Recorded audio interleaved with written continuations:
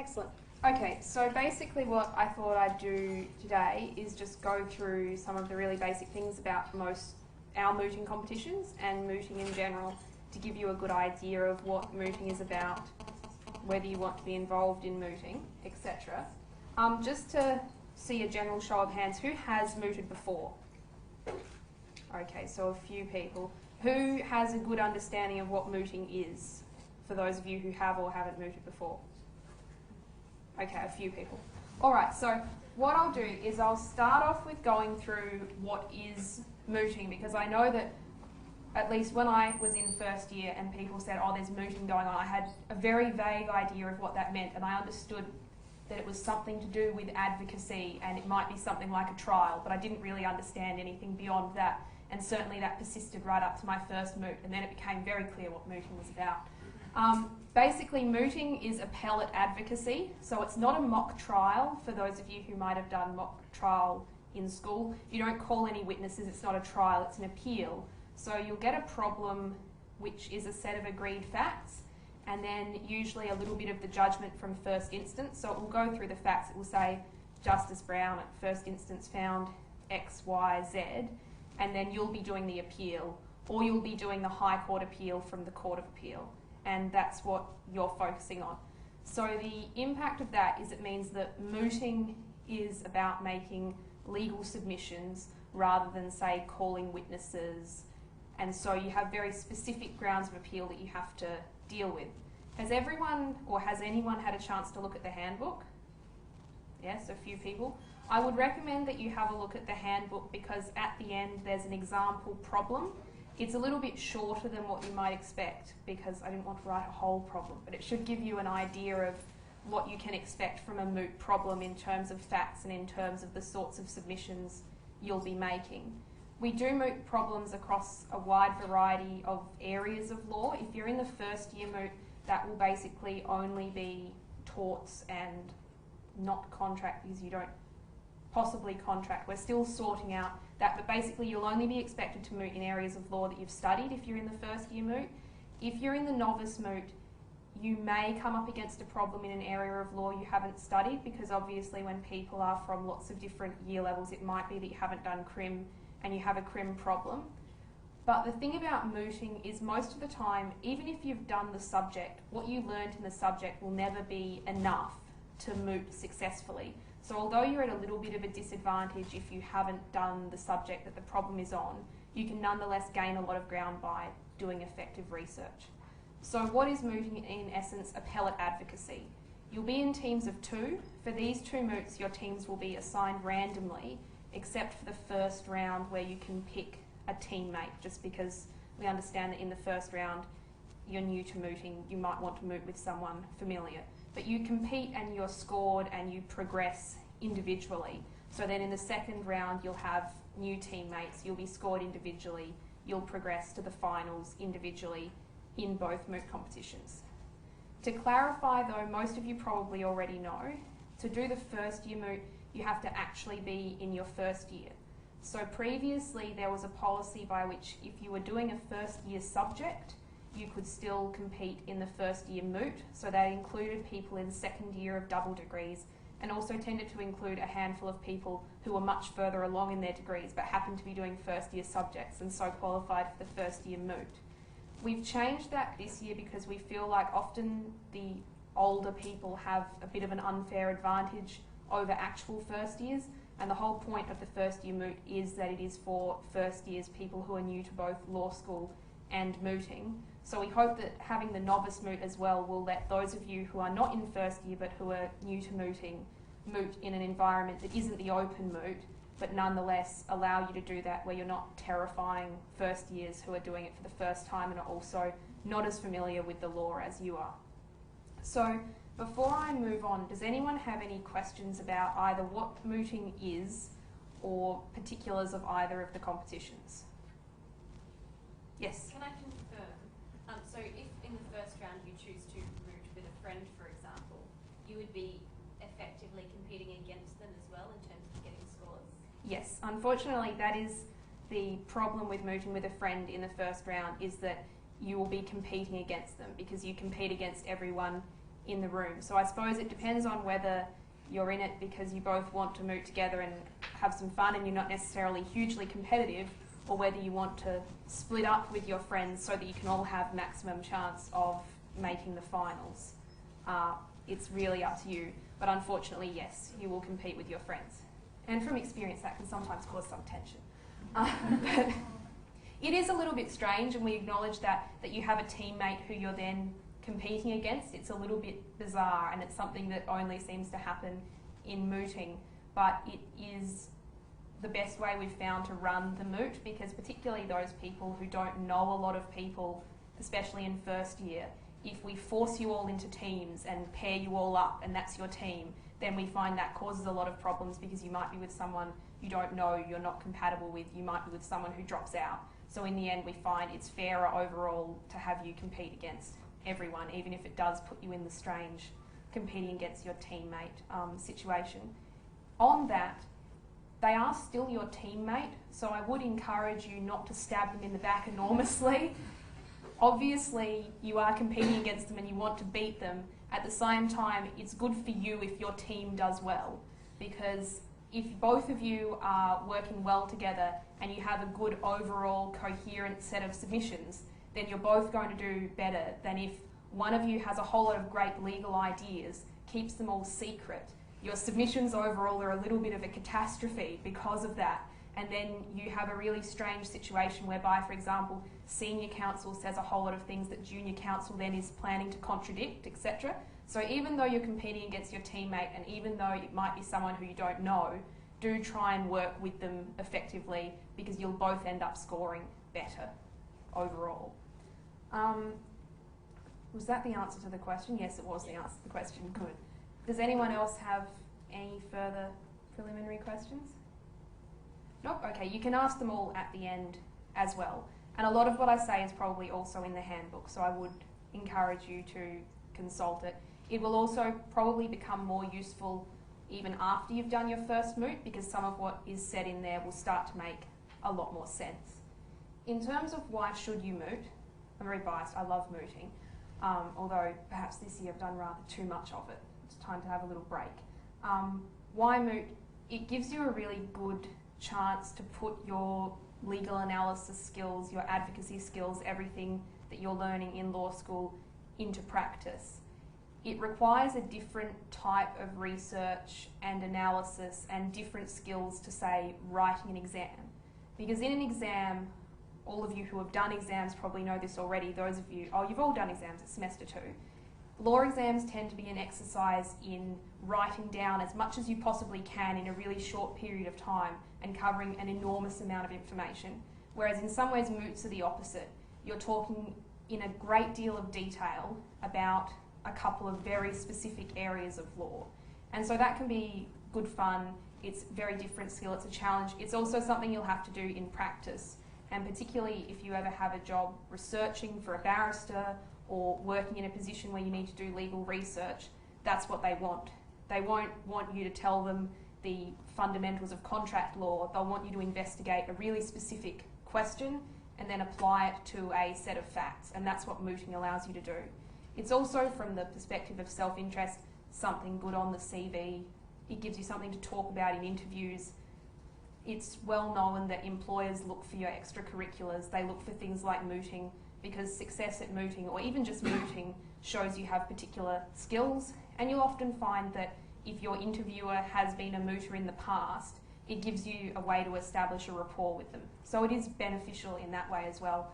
Also, if you are competitive, if you enjoy public speaking, it's great fun. If you're not particularly competitive, or if you're frightened of public speaking, it's a good way to start to test the waters and get some advocacy experience before you have to do it in the real world. And particularly in the first year moot and the novice moot, we do tend to make sure we get judges who will be encouraging in addition to questioning you, etc., etc. So that's basically why I think you should moot. It is great. It does, however, take up a fair amount of time. And I say this not to discourage you, because I want all of you to moot, and I expect to see many of you at round 1.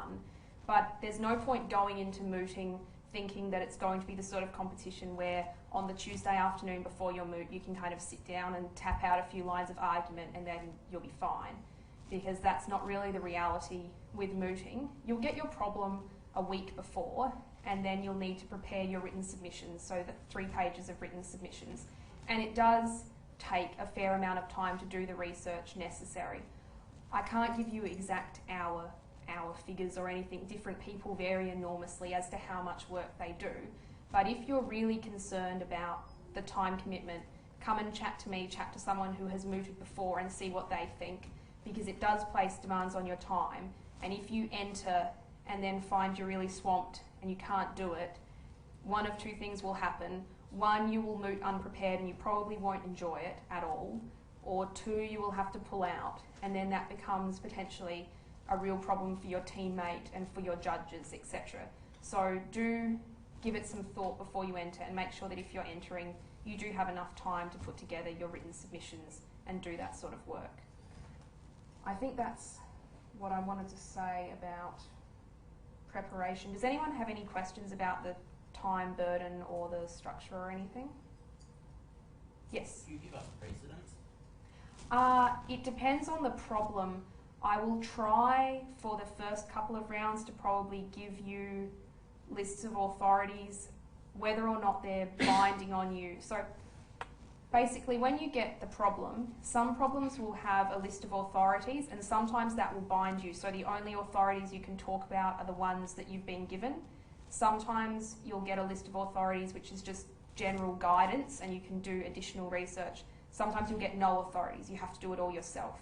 I will endeavour, particularly for round 1, to give you at minimum some suggested authorities, and potentially to give you a binding list of authorities. That will just depend on the problems we're using. So that can change the workload quite significantly. And it's obviously easier if you've got a list of authorities there, because someone has already figured out where you need to start your research, and you can just use that as a springboard. To go briefly over the actual structure of the competition, there will be 2 preliminary rounds, a quarterfinal, a semi-final and a grand final. Depending on the number of entries we get, sometimes that quarterfinal becomes round 3. That just depends on the numbers, and we'll tell you that before the competition gets started.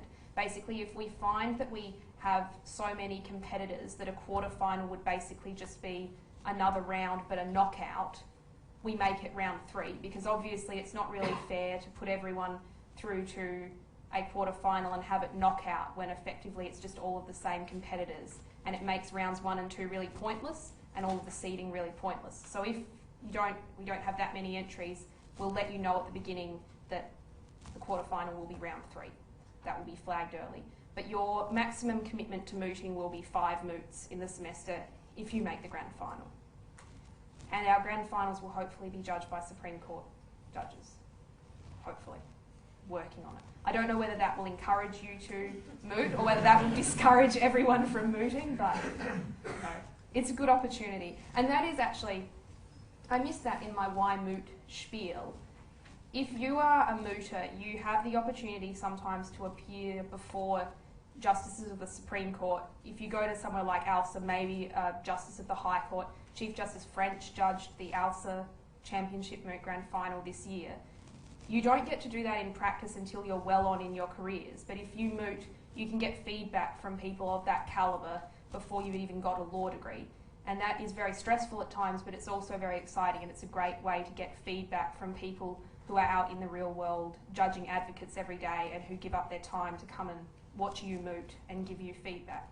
So that is possibly the most stressful, it's not that stressful, possibly the most stressful, but also the most enjoyable part of mooting.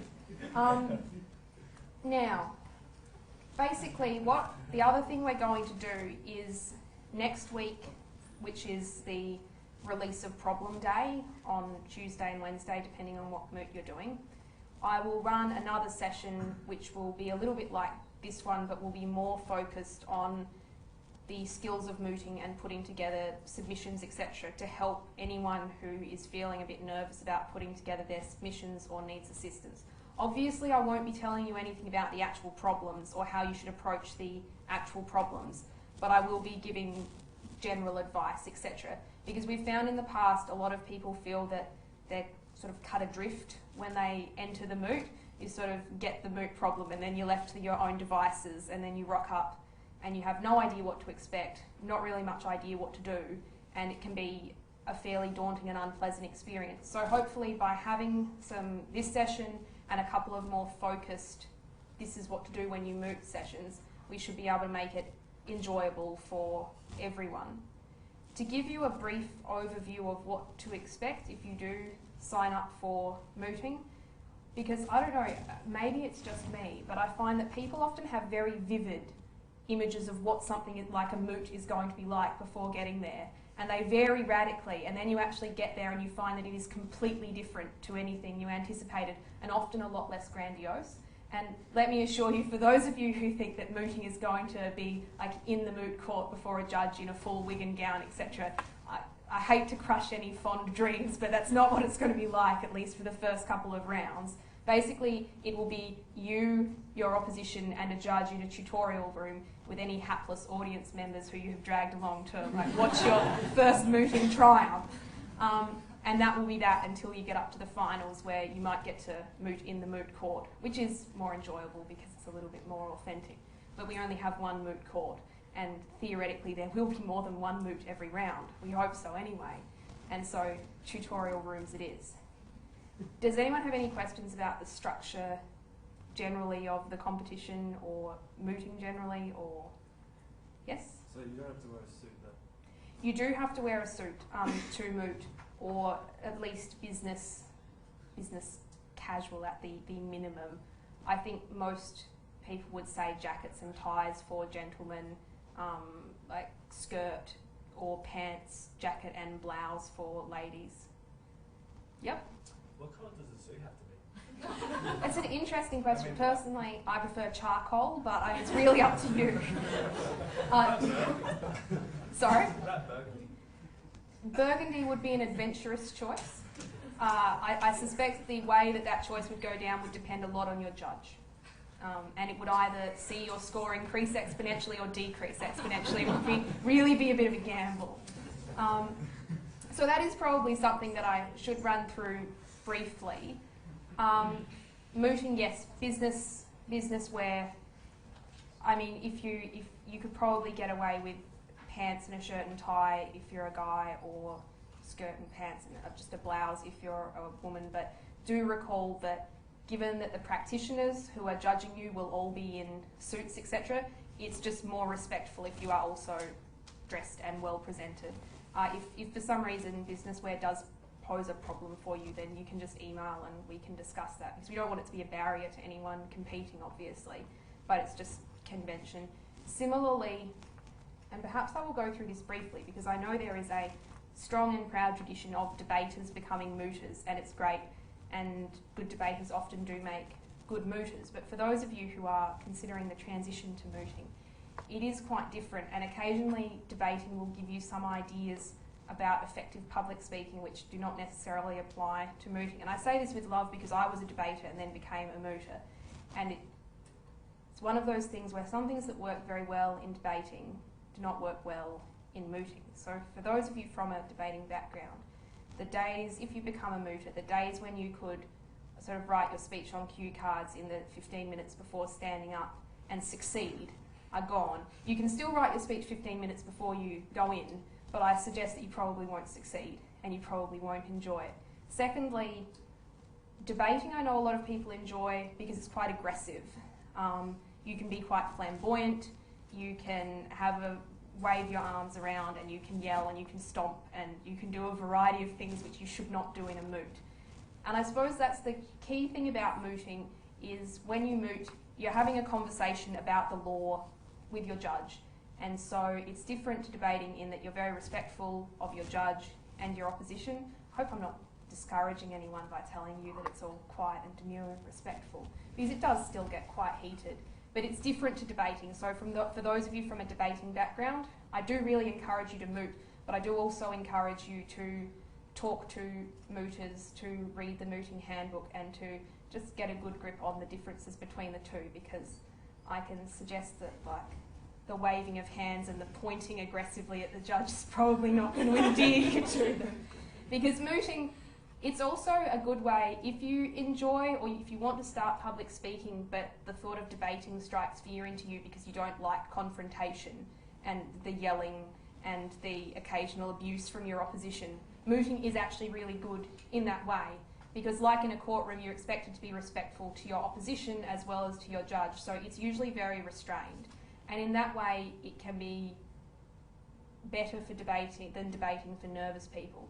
The key thing, I suppose, that isolates mooting from debating, and the thing about mooting that is the most challenging, is questions from the bench. And I might just deal really briefly with these because we're going through things quite quickly. And I know that for a lot of people who are considering mooting, they want to understand what the questioning is likely to be like.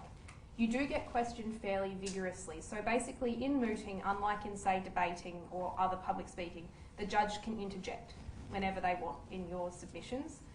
And that is a fairly intimidating thought. However, if you know the law and you know your submissions and you know the facts, you'll be fine. And that's why I say preparation is important. Because unlike, say, debating, where you can ordinarily bluster your way through most things, even if you have only a very tenuous grip on what's going on, in mooting, the judge will sense that you have a very tenuous grip on what's going on and will go in for the kill. So, not literally. I sense that I'm not necessarily encouraging many people here. No, I say that only to warn you, but no, most judges are very nice, and some judges will detect that you are floundering and will actually assist you. And you will often get judges who you're trying to make a submission and you're trying, and they say, Ms. McEwen, do you mean this? And you say, yes, we would respectfully adopt that, Your Honour, and then you move on. So judges are not terrifying. They will interject, but I think the thing to remember when you're thinking about signing up for mooting and you're thinking about whether or not you can take the interjections and the questions and being jumped around, is that in the end all the judge wants to do is understand your submissions. And if you understand your submissions, you'll be fine, because you'll be able to answer whatever is thrown at you. Also that the judges, particularly in the preliminary rounds, they understand that they're judging the first year moot or the novice moot. They've given up their time because they want to assist you, not because they want to destroy you. And that's, so don't let it put you off the experience of mooting. You'll find lots of judges have lots of different styles. Some judges will allow you to build up some momentum in your submissions before they ask you a question. I've heard some judges say, oh, I like to give them 3 or 4 minutes just to get into it. Other judges, Igor is laughing at the front because Igor had an experience in one of his first moots with the latter sort of judge, who I'll talk about briefly, who is the judge that right from the word go is not really interested in you moving through your submissions how you wanted to, but is interested in asking specific questions about various parts of your submissions and jumping you around. That happens as well, and as I said, if you know your submissions and the facts, you'll be fine. In the sessions to come, I will deal in more detail with questions. I wanted to deal with them briefly now because I know that that is a key bar to some people doing mooting, is the thought that the judge might be able to interrupt them frequently and vehemently. And I don't think it should be a bar. Also, for those of you who are considering going into practice, and I know that not all of you will be, but that's what happens in the real world. So the earlier you get used to it, the more effective you'll be when you're in court for the first time with all of your folders and the judge sitting up there, and then it'll be a lot more serious than a moot. So to recap briefly, appellate advocacy, there are 5 rounds, you moot in teams of 2, you're scored and progress individually. Does anyone have any further questions about structure, how the competition's set up? Igor, is there anything I've missed? I don't think so. Yes? And will we be able to know which areas of law will be the subjects of the moot? So will it be available to us before we sign up, for example, that the moot's going to be about property or about criminal? No, unfortunately you'll know the week before when you get the problem.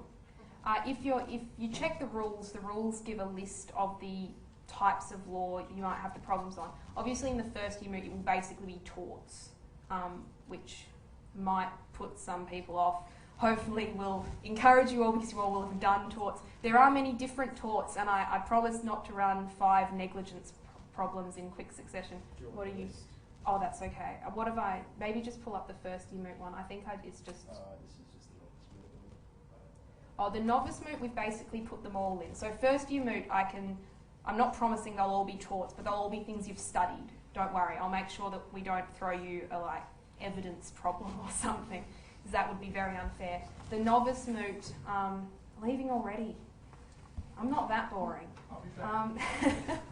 The novice moot, technically, I think we've put in the rules that we can run everything, but we won't actually do that because we're not horrible people. So I would anticipate that you'll get, I don't know, and I honestly don't know because I haven't looked at what problems we're going to give you, etc. So nothing I say indicates what you will get. But I anticipate it would probably be mainly be stuff like contracts, property, maybe some crim, stuff that you're likely to have done, particularly contracts and property, because we know that almost everyone in the first year moot, the novice moot, will definitely have done contracts. So stuff like that. We won't give you really esoteric administrative law problems or anything because we don't want you to hate mooting. And having just done a problem on Western Australian mining law and some very specific questions of Western Australian mining law, I can appreciate why you wouldn't want to do that sort of problem, and I will be kind. I saw other hands. No further questions? Nothing about mooting generally? Yeah? When you said before that we're basically against the person who's our teammate, does that mean that only how many people proceed from the round in which I assume it's 2 versus 2, or how does it work in terms of proceeding to the next round? Is it just one of you and your team? No, it doesn't. So basically, when you get to the end of, say, round 1 and round 2, all competitors will be ranked on the basis of their performance in rounds 1 and 2. And the ranking works like this. You get ranked firstly on the basis of where you were in the room. So whether you scored first in your room, second in your room, third in your room, etc. So the people who got 2 firsts, usually, for example, last year, the people who got 2 firsts, everyone went through, and then the people who had a first and a second in their room, it went down to being decided on the basis of points. So what will happen this year is you'll go through firstly on the basis of where you were in your room, so do you have 2 firsts, a first and a second, 2 seconds, etc. Then you'll be split up on the basis of the gap between you and the next competitor, so basically margin, and then head to head, and then margin, and then points. So basically, if we have lots of people who have 2 firsts, we'll then look to, if we have to split people up, did you moot in a room with that person, and who won in that moot, if that's the case. Then we'll look at the margin between you and the next person down, and then finally we'll look at your overall points, which I know seems very complicated, but trying to find the fairest way to break up people who have the same number of wins or firsts and seconds is very difficult, as I'm sure you can understand. And we feel like the fairest way to do that is to do head-to-head first, because obviously if you've mooted against the person already and beaten them, you should go to into the finals ahead of them. And then margins, because we look at the gap between you and the other speakers in your room and work it out that way. And finally, we have recourse to points, because we accept that different judges have different ways of scoring, and what might be a 90 might be amazing for one judge and a 70 might be amazing from another judge. So that's how we work it all out. Basically, at the end of round 2, we'll rank all of the speakers, and then the top, this is going to start to get challenging, the top 16 speakers will go to the quarterfinals. You'll all be paired up individually in your teams again. We'll take your rankings from those rooms and the same thing basically, rank you all, put you through to the semi-finals. After the semi-finals, it will work slightly differently, just in that the top 2 speakers from each semi will go through to the grand final, which is effectively the same thing, it's on a more knockout basis. Does that make sense? Yeah, my only other follow-up question there would be, does that mean how many people are in a room? 4. 4, okay, cool. And so they're ranked 1 to 4. Okay, thanks. Yeah. And so the semi-finals usually take place one after the other with the same judges. So usually whoever was in the first semi-final, you stick around, you watch the second semi-final, and then the judges will do all as one big announcement, like from semi-final 1, so and so and so and so, going through from semi-final 2, these 2 people. I hope that all makes sense. I know it's a bit of a convoluted system, especially when you're first coming to it. I know that when I started mooting, the system just seemed completely counterintuitive and foolish, but as you go through, I hope you will come to appreciate that it's probably the best option of what we could do. Does anyone else have any other pressing questions? Anything that would be helpful in deciding whether or not you want to sign up? And I've seen you all now, so now I know you all. So now if you don't sign up and I don't see you mooting, I'll be very disappointed. Yes? How long is like the time we have to speak for in each moot? So you have 30 minutes for your team. So you can split that either 15-15 or 20-10, depending on what the material dictates, who's more confident, etc., etc. And that's the other thing I might just mention briefly. It doesn't matter who's senior counsel.